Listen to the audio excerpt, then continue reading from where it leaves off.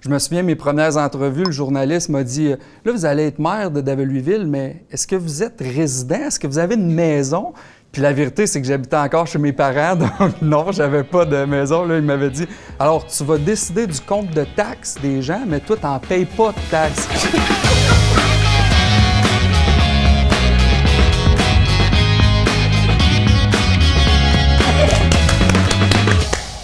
Plus fort que ça.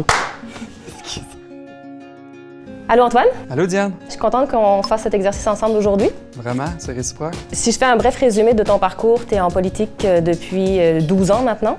Tu as été élu pour la première fois maire de la municipalité qui t'a vu naître à Daveluiville, Exact. à peu près 1000 habitants. Ouais. Et puis dernièrement, tu as remporté les dernières élections en 2021 à Victoriaville, une ville de 50 000 habitants. D'entrée de jeu, j'ai envie de te demander entre ce que tu pensais qu'était la fonction d'élu puis ce que tu as vécu. Est-ce qu'il y a eu des clashs? Est-ce qu'il y a eu des différences notables? Le jour et la nuit. Ah oui? Comment Ouais, ça? je te dirais, quand je me suis lancé pour la première fois, j'avais 23 ans. Je sortais tout juste des bancs d'école. En toute honnêteté, j'avais étudié la politique, mais de là à devenir maire, j'avais aucune idée réellement dans quoi je m'embarquais. Je me souviens encore, ma première séance du conseil, je suis arrivé là avec mon directeur général, puis le quorum, l'ordre du jour, proposeur, secondeur, le budget, les résolutions, c'était tout du nouveau pour moi, mais je pense que quand on se lance en politique, c'est pour améliorer les choses dans sa ville. Puis de séance en séance, on a adopté un bon budget, on a mis en place des projets pour nos jeunes, pour le parc industriel, entre autres. Puis les gens, rapidement, ont été derrière moi, puis ça a été une belle aventure. Je t'amène sur le terrain des médias sociaux. Pour toi, c'était important d'être sur les médias sociaux comme maire de Victoriaville? Oui, bien, tu sais, je suis quand même un jeune qui utilise les réseaux sociaux, donc je ne vais pas m'en priver pour communiquer avec les citoyens. Puis je trouve que c'est un moyen où on retrouve tout le monde. Tu sais, on ne se fera pas de cachette, là, je pense, autant les jeunes que les personnes plus âgées ont la majorité de tous une page Facebook. Je vois toutes ces histoires-là, là, tu sais, qui sont parfois négatives entourant les réseaux sociaux, mais dans mon cas, ça se passe très bien. Les gens sont respectueux, ça me permet de partager ce qui se passe chez nous, d'annoncer des bonnes nouvelles comme des nouvelles un peu plus difficiles parfois, puis d'avoir le sentiment que les gens peuvent me parler à n'importe quel moment. Il y a beaucoup de gens qui commentent les publications, qui me partagent leur position, leur vision, puis je m'en sers, ça m'alimente dans ma prise de décision. Donc, je pense que c'est un incontournable. J'ai des collègues qui décident, eux, de mettre ça un peu plus de côté. Moi, j'ai décidé de le mettre de l'avant, puis jusqu'à présent, ça m'a toujours bien servi. Tu m'amènes sur un sujet aussi par rapport aux médias. Est-ce que le stress va en augmentant? Est-ce que justement, avec le temps, on s'habitue un peu plus? Je me souviens encore justement ma première entrevue là, avec le journaliste qui m'a demandé si j'avais une maison dans la ville où j'allais devenir maire. En même temps, il m'a dit c'est quoi le budget de la municipalité. Puis tu sais, il me posait plein de questions quand même assez difficiles pour une première entrevue.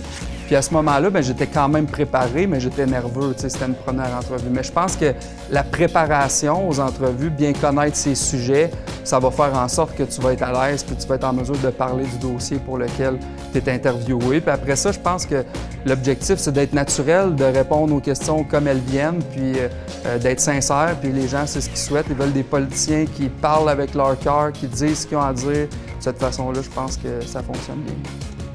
Mais là, tout peut pas toujours avoir bien été, là, Antoine. Tu dois avoir vécu des affaires quand même difficiles, je peux pas croire. As-tu eu à gérer des crises, par exemple? Oui. As-tu un exemple? Oui. Oui, tout à fait. Vous avez peut-être entendu la chanson que j'ai eue dans une de mes plus récentes séances du conseil où un groupe de citoyens qui s'opposait à un projet de développement est venu se manifester en séance publique. Ça fait partie de ce à quoi on fait face parfois les élus. Mais en même temps, c'est la démocratie, les citoyens ont droit de parole, puis je pense que c'est tout à fait légitime qu'ils viennent faire valoir leur point de vue. Tu sais, ça arrive de prendre des décisions qui ne feront pas l'unanimité, puis pour lesquelles on peut se rétracter, puis je pense que les gens apprécient ça quand on est capable. J'en ai un autre, en fait, où on avait un boulevard, 2 voies.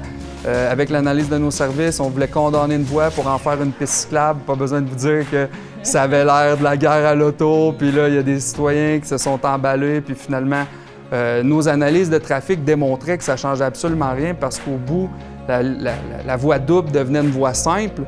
Mais là, c'était parti, puis les gens pensaient qu'on voulait faire la guerre à l'automobile. Donc, on a finalement décidé d'arrêter le projet, de maintenir les 2 voies, de faire la piste cyclable à côté. Ça a été grandement apprécié. Donc c'est important comme maire d'être à l'écoute. On est là pour représenter les citoyens de notre ville, puis il faut être en symbiose avec eux.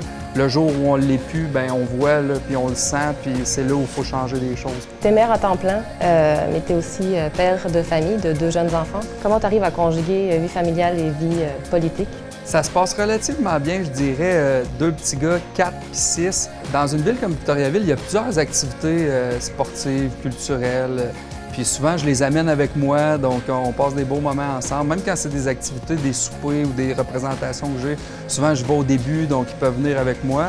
Puis j'ai ma femme aussi, ma conjointe avec qui je suis depuis le secondaire, donc on a développé quand même une bonne chimie, une bonne équipe. Puis je dirais que comparativement même au palier provincial ou fédéral, où là les élus doivent se déplacer dans la semaine à Québec ou à Ottawa, dans une ville comme maire, bien, tu rentres chez vous tous les soirs, puis ça permet le matin de faire les toasts, amener les petits gars à la garderie ou à l'école. Donc, non, on a développé un bel équilibre travail-famille, puis ça se passe très bien. Ça termine très bien cette entrevue. Merci beaucoup, c'était vraiment intéressant de pouvoir discuter ça de ça avec toi. Ça fait plaisir. Merci, Diane.